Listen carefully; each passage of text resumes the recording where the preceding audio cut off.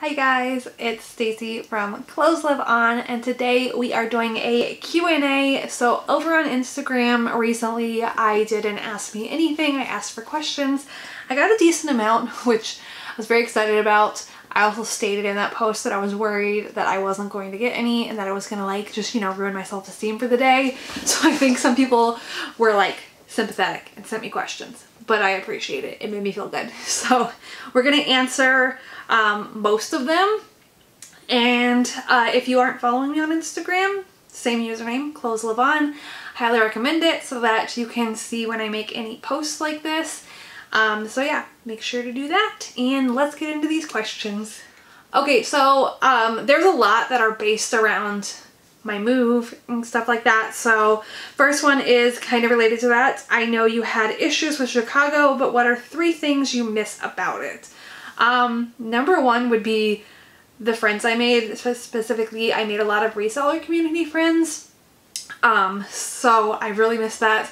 I haven't been able to try and make friends here because of COVID, and I didn't really get to say goodbye to all of my friends in Chicago. I did for a few people, I did a social distance goodbye, but majority of people I didn't end up seeing before I left. So definitely miss the people and the friends I made there. Number 2 is the food, which I wasn't eating out a lot because of the pandemic and just financially it's not smart, but the food in Chicago is so good. If you want to know my number 1 recommendation for where to eat in Chicago, it is Chicago Pizza and Oven Grinder, or it's called CPOG. They have pizza pot pies. It's very famous. It's a long wait to get in unless you get there at opening, but it's so worth it. It's so good. And then number 3 is the views, or they were really easily accessible from where I lived. I know you can get really good views in Seattle. I lived about a 10-minute drive from Lakeshore Drive, so 10 minutes, and they have Lakeshore Drive is a road or a bike walk path that it runs along Lake Michigan, if you weren't aware of that. So when I was a nanny, I had a really pretty view going to my job because I would drive on Lakeshore Drive to get to work. So you have the lake on one side of you, and then I was coming from the south, so on the left of me I would have downtown Chicago. So the views were just amazing, so good. The Ferris wheel on Navy Pier, just the views that I had, especially where I lived and where I was commuting, they were so good. So I definitely miss that. Okay, another question related to the move is favorite new thing about Seattle. Since I can't explore a whole lot right now, I haven't been able to do a bunch yet. We are gonna go backpacking, hiking this weekend actually, so I haven't done really that. We did last year actually. I guess we went to Mount Rainier and did a hike there. But my favorite thing, which is reselling related right now, is just the brands that I find out here. I find a lot of brands that are Bolo brands that I never came across in Chicago. So that's been really exciting. All right, next question is, how has moving affected your business goals and outlook? I think COVID affected my outlook more than anything. But business goals, I think right now I'm really focusing on getting my inventory back up. Since I did that really big name your price sale and I sold off almost half of my inventory, I want to get back to where I was, if not further. I think my long-term goal is to continuously have about 600 to 700 active listings. I'm almost up to 350 now, and I was at my bottom, I think I was at 225 for listings. So I'm working my way back up there slowly but surely, and that's a balancing act because I have noticed that I'm spending more money on inventory, which is just harmful because my sales aren't great right now. I think I was confused for a while because they were bad when I reopened my closet. Then they got really solid, really good again, and now they're bad again. But someone pointed out that unemployment stopped for people. So right now I just want to make money. I am trying to grow my inventory, but I need to make sure I don't go broke in that process. So it's a balancing act. I feel like right now that's my only goal for the year, and I will kind of reevaluate for 2021. Hopefully when we are in a post-pandemic world and I don't know, a year or something, I can try and have some bigger goals, but right now I feel like it's just growing inventory, making money, maintaining life. All right, next question is favorite and worst, hardest thing about Seattle so far. So I think I already mentioned my favorite thing is the brands that I'm finding here. I like that a lot. I guess also along those lines is where I live. I'm in the suburbs now. I'm not in the city of Seattle, and I was in the city of Chicago, so it's a lot more calm and quiet where I'm at. My neighbors are all wonderful. They're super friendly, which I wasn't used to for Chicago. I didn't really talk to a lot of my neighbors. Not the people who lived in my apartment building at all. Some of my like next door neighbors I did. And I just feel safe here, which is a very unfamiliar feeling. Not to say that there's no crime where I'm at. I definitely get like ring updates, or I'm in like a community group for where I live here. So there is some crime, but it's not anything like in Chicago, and Chicago's crime was actually on the rise right before I moved, and it still is on the rise. So I enjoy not having to be scared for my safety as much. All right, and my least favorite thing, I think that kind of goes back to like what I miss about Chicago. Right now it's the food. We've tried some places, a little bit, like had food that we either picked up or got delivered. We found a decent Mexican restaurant, but I think especially not living in the city of Seattle, the food just isn't up to par with what was available in Chicago. And I guess actually more of my least favorite thing is the cost of living prices here. I had forgotten how inexpensive it is to live in Chicago, and it's interesting because I would have people in my husband's like PhD program who would think that Chicago is expensive because they came from other places, but I had moved from the DC area, which is very expensive, so relative to that, Chicago was pretty inexpensive.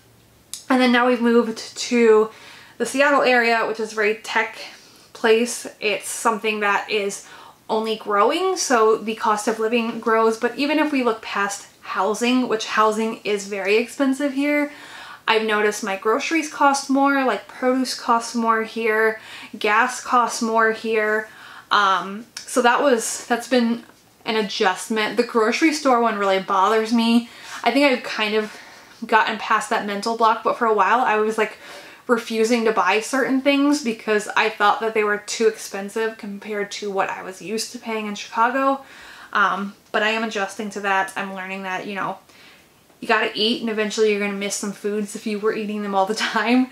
So you just gotta get over that price. But our gas here is just under $3 a gallon, which is definitely more expensive than I was paying in Chicago too, which is unfortunate because I drive around a lot to thrift. All right, this is a question related to the fact that I have a second YouTube channel called Couponing Stacy. They asked, are you still couponing? And they said they used to watch my couponing videos. Not really. I keep having a goal of like, yeah, I'm gonna get back into couponing. Saving money is great, but I am at a point where I'm just like, I don't know if I am gonna get back into couponing. I liked couponing at CVS. My CVS is like 6 miles away, so it's like a 15-minute drive. It used to be really convenient for me to go. It was like less than 2 miles away. I have a Rite Aid right down the street from me, but their deals aren't as good. And I just don't know if I'm motivated enough to go out on a Sunday morning and drive to CVS and coupon again. So I'm not gonna say never, because I still like the idea of it, but every time I tell myself I'm going to, it doesn't end up happening. All right, next question. How did you and your husband meet? We met through a mutual friend that we had at the time at her birthday dinner. I immediately was attracted to him. He did not feel the same way. He was attracted to another girl at the dinner, but the mutual friend that we had, like her birthday girl, she tried to get us together. That backfired. We didn't like each other for a little bit there, and then we became friends, and that migrated into a relationship, and then now we're married. All right, this is a question I'm not going to be able to answer the best. How long did it take you to become monetized? That's hard to say because This channel actually didn't start off as a reselling channel. I started it off when I did Whole30. It was a Whole30 vlogging channel. You can't find those videos anymore. I have privated all of them just because I wanted to keep the content relevant to what this channel is now, not what it was. And I wasn't always consistent about making reselling videos when I did start them. So my guess is I think it took like 1.5 or 2 years or something around there to get monetized, but you can definitely do it faster. I think there's a lot of variables. How big is your Instagram account? Because you will get some people who flow over to from Instagram. Not everyone though. I do think that there's a little bit of a separation between resellers on YouTube and resellers on Instagram, and not a lot of people want to do both. But if you have a lot of Instagram followers, you're more likely to get your subscribers faster. Although for me, getting the watch hours was harder than getting the subscribers. If you didn't know, you need 1,000 subscribers and 4,000 watch hours within a 1-year time frame. So if you hit a year and you were at 1,000 but you've been inconsistent with making videos, you can lose watch hours. So you can lose monetization, or you can use the progress you had made toward monetization. So I mean, how long it took me isn't relevant to how long it would take someone else if they're trying to get monetized. So just being consistent on YouTube, putting out content that people want to see, which for me, what I've noticed, hauls do really well and what solds do really well. It's fun to make content besides that, like what I'm making now, but upping watch hours, one of the best ways to do that is hauls and what sold, because people will search for those and find your channel. All right, next question. Is the thrifting better in Washington or Chicago? It's better here. Definitely better here. And then she also asked, what's one goal for your business by the end of 2020? Again, kind of something I tapped on earlier. I would think by the end of this year specifically, I want to be at 600 active listings. I think that will hopefully just naturally lead to more sales, because I try not to make money goals. I can't control if someone buys my stuff or not. So when I make goals, I base them off of things that I have power over. So I have complete control over how many active listings I have. I can thrift more, list more per day. I can do whatever I need to do to make that number go up. So while I might want to make more money, I need to make goals that would get me there. All right, next question is favorite brand to thrift. Hands down, Rothy's. I can't tell you how much I walk down a shoe aisle in a thrift store and in my head I'm going, Rothy's, Rothy's, Rothy's, Rothy's, Rothy's. And I get like actually disappointed when I don't find Rothy's, which is 99.5% of the time. All right, next question. How do you suggest storing inventory in small spaces? So when I started reselling, I was in a 2-bedroom apartment, but it was just being stored in my bedroom. I didn't have any sort of office space. I was photographing in a really awkward corner. So I would kind of just like tuck things where I could. Like we had a built-in shelf in our closet that we had bins on, and the lower bins were kind of empty. So I think I had 2 bins in my closet, in my personal wardrobe closet. And then I would even like have a few bins underneath our bed. So I still suggest bins. It's going to be one of the easiest storage methods. A lot of people like clothing racks, but that's a terrible small space thing. So bins, and I would just use like cube things that you can get at like Target. You could still letter those if you want to, or number them, or whatever you want to do. But something that you can even tuck under the bed or under a dresser, or work with whatever closet space you have. If you're working in a small space where you can't really carve out an area and make that your full reselling area. So just making sure you're utilizing space that you might be currently wasting that you can kind of tuck inventory into. And then also for small spaces, I think you have to steer away from shoes. They're bulkier to store. There's no really good way to compact them down. Like you can fold clothing and make it pretty compact. All right, and then the last question, it is a follow-up from the other one. What is your favorite brand and category to sell? So I already said Rothy's, But my favorite category is jeans. I think they're really easy to flip through. I've educated myself in jean brands a lot, so I'm good with brands. I look for really high rise. Sometimes I'll buy mid rise. I avoid low rise. And then I'm pretty good with knowing styles. Like some brands, pretty much any style will do good. And for me, I feel like Good American or Mother, things like that. Almost every style does good. Definitely not all of them though. Color of it matters. I really only pick up black or blue, sometimes gray. I don't really pick up colorful jeans.